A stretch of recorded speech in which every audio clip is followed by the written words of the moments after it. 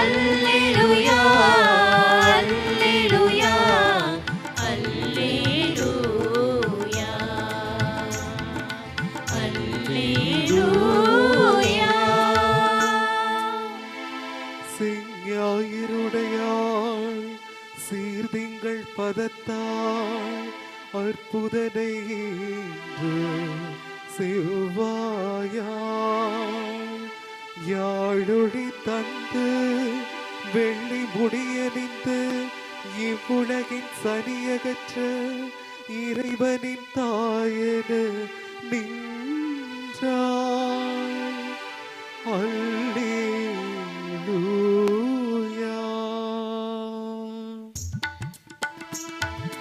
அல்லேலூயா அல்லேலூயா அல்லேலூயா அல்லேலூயா அல்லேலூயா அல்லேலூயா அல்லேலூயா.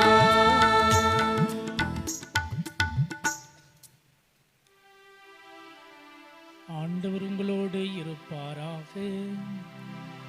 உம் ஆன்மாவோடும் இருப்பாராக.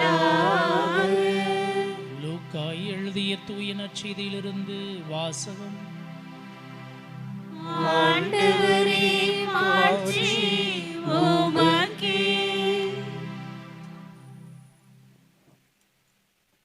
பிரிவு 2 இறைவாக்கியங்கள் 16 தொடங்கி 21 முடிய. அக்காலத்தில் இடையர்கள் பெத்லெகேமுக்கு விரைந்து சென்று மரியாவையும் யோசேப்பையும் தீவனத் தொட்டியில் கிடத்தி இருந்த குழந்தையையும் கண்டார்கள். பின்பு அந்த குழந்தையை பற்றி தங்களுக்கு சொல்லப்பட்ட செய்தியை தெரிவித்தார்கள். அதை கேட்ட யாவரும் இடையர்கள் தங்களுக்கு சொன்னவற்றை குறித்து வியப்படைந்தனர். ஆனால் மரியா இந்நிகழ்ச்சிகளை எல்லாம் தம் உள்ளத்தில் இருத்தி சிந்தித்து கொண்டிருந்தார். இடையர்கள் தாங்கள் கேட்டவை கண்டவை அனைத்தையும் குறித்து கடவுளை போற்றி புகழ்ந்து பாடிக்கொண்டே திரும்பிச் சென்றார்கள். அவர்களுக்கு சொல்லப்பட்டவாறு எல்லாம் நிகழ்ந்திருந்தது. குழந்தைக்கு விருத்த சேதனம் செய்ய வேண்டிய 8ஆம் நாள் வந்தது. தாயின் வயிற்றில் உருவாகும் முன்பே வானதூதர் சொல்லி இருந்தவாறு அதற்கு இயேசு என்று பெயரிட்டார்கள்.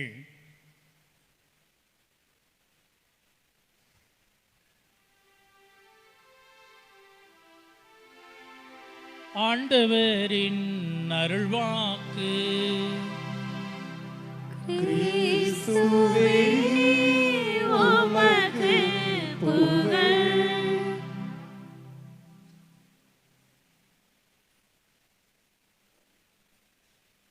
2025 முடிந்தது.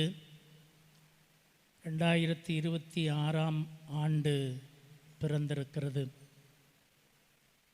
இந்த மகிழ்ச்சியான தருணத்தில் திருப்பலியின் துவக்கத்திலே உன்னதங்களிலே பாடுகின்ற போது தம்பி பலூன் ஒன்றொன்னா உடச்சிக்கிட்டு இருந்தார். அது ஏதோ வெடி போடுற சத்தம் மாதிரி இருந்துச்சு, நல்லா தான் இருந்துச்சு. அதில் ஒவ்வொரு பலூன்லேயும் ஒரு வார்த்தையை எழுதி ஒட்டி வச்சுருந்தாங்க. அதை சொல்லியிருந்தா இன்னும் நல்லா இருந்திருக்கும். அதனால் அதிலிருந்து நான் மறையுரையை துவங்குகிறேன். அதில் ஒட்டியிருந்ததெல்லாம் கொஞ்சம் எடுத்துகிட்டு வாங்கன்னு சொன்னேன். நல்ல வார்த்தைகள் எல்லாம் அந்த பலூனில் எழுதி வச்சுருக்கிறாங்க. 2026 மெதுவாக வந்து அப்பப்போ பார்த்துட்டு போங்க. யாரோ ஒருத்தர் மைக்கை கூட எடுத்துகிட்டு வரலாம், அதெல்லாம் படிக்கலாம். மைக்கை எடுத்துகிட்டு வரலாம், கார்ட்லெஸ் மைக்கை எடுத்துகிட்டு வாங்க. இந்த உடைச்ச பலூனில் இருந்ததெல்லாம், அதாவது 2025 இதெல்லாம் போக்கிடுவோம் அப்படின்னு சொல்லி பழிச்சொல், பொறாமை, சோம்பல், பகிராமை, புரணி பேசுதல், எதிர்மறை, கீழ்ப்படியாமை, கோபம், சுயநலம், பெயரை கெடுத்தல், எதிர்மறை சிந்தனை, பொய், வெறுப்பு, இப்படியெல்லாம் அந்த பலூனில் எழுதி வச்சு உடைச்சாங்க. இதெல்லாம் விட்டுட்டு 2025 கடத்திட்டு புதுசாக 2000 யாருங்க அட மைக்கை எடுத்துகிட்டு வாங்க பிள்ளைங்களா, மாற்றி அப்படியே வரிசையாக கொடுத்து விடுங்க, அந்த கடைசி வரைக்கும் போய் சேரட்டும்.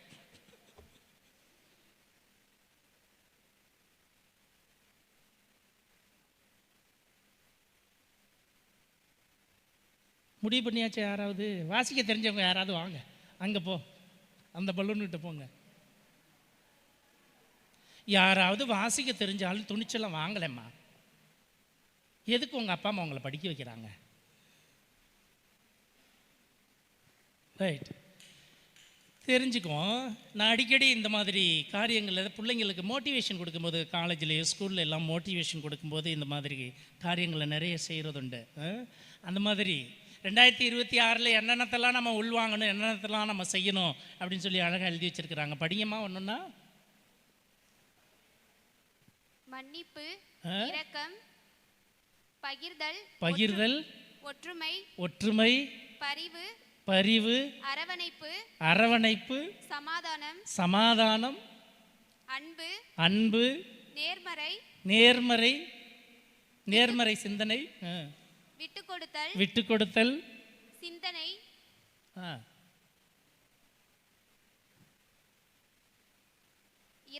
இரக்கம், தியாகம். நல்லா இருக்குல்ல? கைதட்டுவோம். இதெல்லாம் நம்மள்கிட்ட இருந்துச்சுன்னா இந்த 2026 மகிழ்ச்சியான ஆண்டாக இருக்கும். அப்படியான மகிழ்ச்சியான ஆண்டாக இந்த 2026 அமைய ஆண்டவருடைய அருள் வேண்டி ஜெபிப்போம். இன்றைக்கு ஜனவரி மாதம் 1 தேதி. இங்கிலீஷ் கேலண்டர் அப்படின்னு நம்ம சொல்லுவோம். ஆனால் அந்த கேலண்டருக்கு பேர் என்னென்னா கிரகோரியன் கேலண்டர் அப்படின்னு சொல்லுவாங்க. கிரகோரியன் கேலண்டர் அப்படின்னு சொல்லுவாங்க. இந்த கிரகோரியன் அந்த கிரேக்க வழக்கத்தில் அந்த மக்களிடம் ஒரு கடவுள் நம்பிக்கை இருந்தது. கிரேக்க மக்களிடம் அவர்களுடைய கடவுளாக விளங்கிய ஜானூஸ் என்கிற அந்த கடவுள், ஜானூஸ் அப்படி என்று சொல்லுவார்கள். அந்த ஜானூஸ் என்ற கடவுளுக்கு 2 முகம் இருக்குமா. முன்னாடி ஒரு முகம், பின்னாடி ஒரு முகம் இருக்குமா. அது ஒரு நல்ல அர்த்தம் தருவதாக நான் பார்க்கிறேன். அந்த 2025ஆம் ஆண்டு இயேசுவின் பிறப்பு ஜூபிலி விழா கொண்டாடுகின்ற போது நம்முடைய மறைமாவட்ட ஆயர் அவர்கள் மறையுரையில் இதைத்தான் சொன்னார். நம்முடைய வாழ்க்கையிலே நாம் பின்னால் நடந்து வந்த பாதையை திரும்பி பார்த்து கடவுளுக்கு நன்றி சொல்லவும். We look back and thank God. நாம் பின்னால் திரும்பி பார்த்து கடவுளுக்கு நன்றி சொல்லவும். கடந்த கால வாழ்க்கையிலே நான் பெற்றுக்கொண்ட நன்மைகளுக்காக கடவுளுக்கு நன்றி சொல்லவும். நான் பட்ட துன்பங்களிலும் கஷ்டங்களிலும் வேதனையிலும் கடவுளுடைய அருட்கரம் இருந்து என்னை அவர் வழிநடத்தி சென்றதற்காக ஆண்டவருக்கு நன்றி சொல்லவும். To look forward with faith and march ahead. நாம் முன்னோக்கி பார்த்து எதிர்காலத்தில் ஆண்டவருடைய அருள் வேண்டி, அவருடைய அருளால் அவருடைய ஆசீர்வாதத்தால் எல்லாம் நல்லவையாக நடக்கும் என்ற நம்பிக்கையோடு நாம் பயணம் செய்யவும் அழைக்கப்படுகிறோம். அதுதான் நம்முடைய யூபிலி கொண்டாட்டத்தின் அர்த்தமுள்ள வாழ்வாக இருக்கும் என்று நம்முடைய ஆயர் அவர்கள் சொன்னார்கள். அதையே நானும் சொல்லுகிறேன். கடவுள் நம்முடைய வாழ்க்கையில் செய்த எல்லா நன்மைகளையும் நினைத்து பார்த்து நன்றி சொல்லவும், புதிய ஆண்டிலே பிறந்திருக்கின்ற இந்த புதிய ஆண்டிலே ஆண்டவர் மீது நம்பிக்கை வைத்து அவருடைய அருளால் என்னால் எல்லாம் செய்ய முடியும் என்ற நம்பிக்கையோடு நாம் பயணிக்கவும் இறையருள் வேண்டி ஜெபிப்பதற்காக நாம் கூடியிருக்கிறோம். ஆண்டவர் இயேசுவில் அருமையான சகோதர சகோதரிகளை, இன்றைய முதல் வாசகத்தில் எண்ணிக்கை நூலிலிருந்து நாம் வாசிக்க கேட்டோம். 6வது பிரிவு 22 தொடங்கிய இறைவாக்கியங்களில் ஆண்டவர் என்ன சொல்கிறார்? ஆண்டவர் மோசேயிடம் கூறியது, நீ ஆரோனிடமும் அவன் புதல்வரிடமும் சொல். என்ன சொல்? நீங்கள் இஸ்ரேல் மக்களுக்கு ஆசி கூற வேண்டிய முறை. இன்னைக்கு புத்தாண்டு பெரியவங்கள்ட்டெல்லாம் போய் ஆசீர்வாதம் வாங்குவீங்க. அந்த பழக்கத்தை வச்சுக்கணும், இல்லாட்டியும் செய்யணும். அப்பா அம்மாவிட்ட, தாத்தா பாட்டிக்கிட்ட, பெரியவங்கள்ட்டெல்லாம் ஆசீர்வாதம் வாங்கணும்.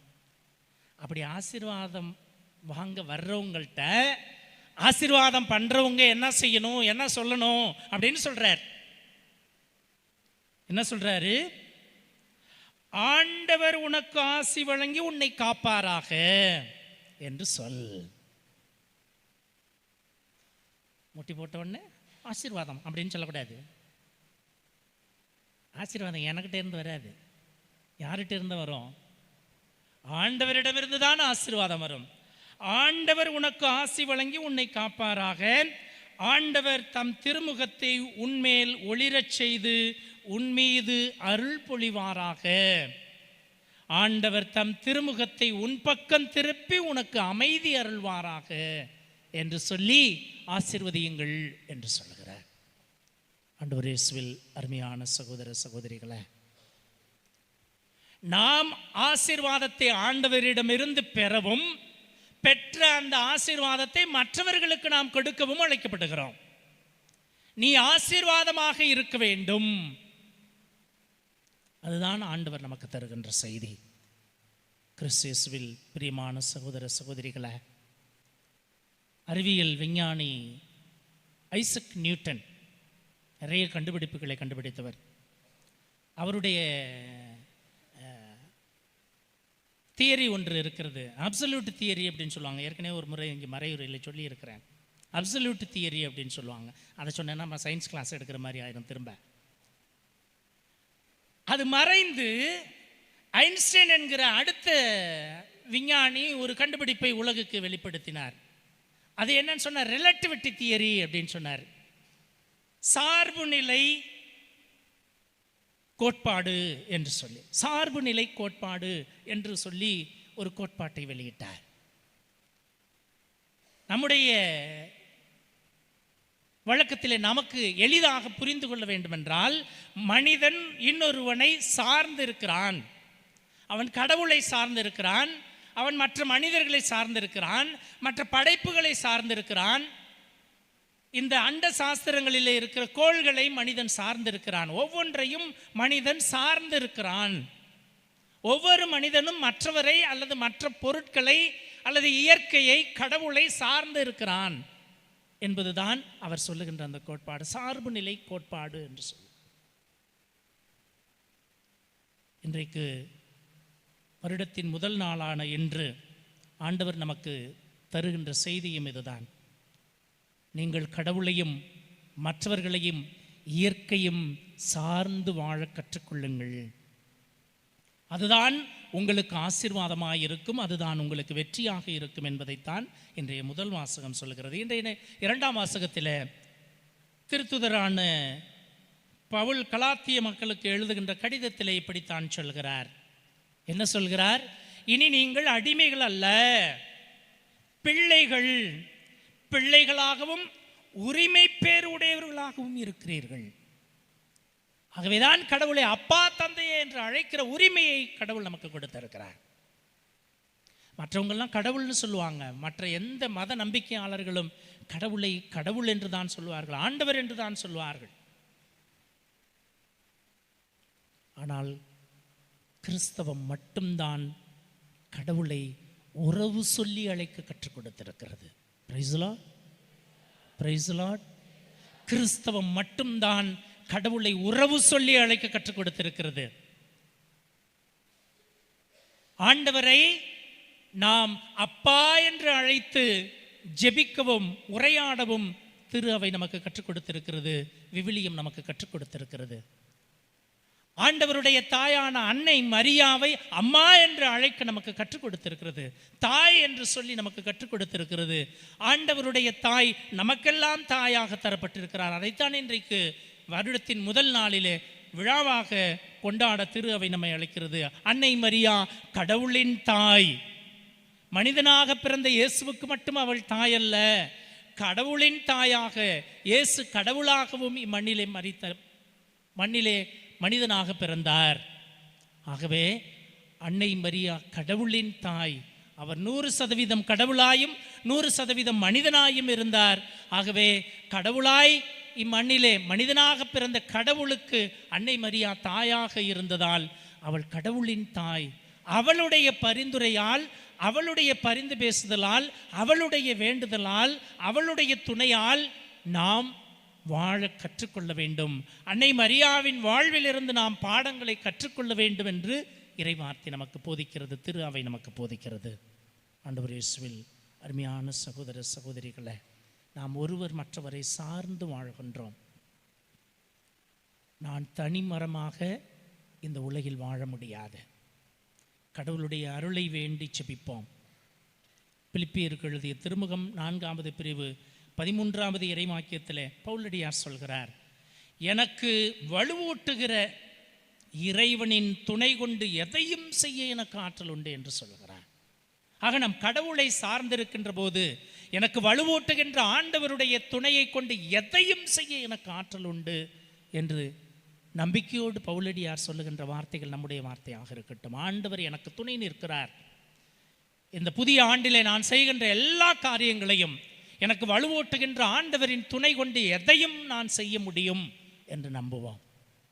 அதே போல நம்முடைய மத்தியிலே வாழுகின்ற நம் சகோதர சகோதரிகளிடம், நம்முடைய உறவுகளிடம், நம்முடைய சமூகத்திடம் நாம் உறவு கொண்டு வாழ, மன்னித்து ஏற்றுக்கொள்ள, இரக்கம் காட்ட, பரிவு காட்ட, அவர்களுக்கு உதவி செய்ய, அவர்களிடமிருந்து உதவியை பெற்றுக்கொள்ள, நாம் பிறரோடும் உறவு கொண்டு வாழ, பிறரையும் நான் சார்ந்து வாழ, அவர்கள் நம்மை சார்ந்து வாழ, கடவுள் நம்மையும் ஒரு கருவியாக பயன்படுத்த இந்த புதிய ஆண்டை ஆசீர்வதித்து தர வேண்டும் என்று ஜெபிப்போம்.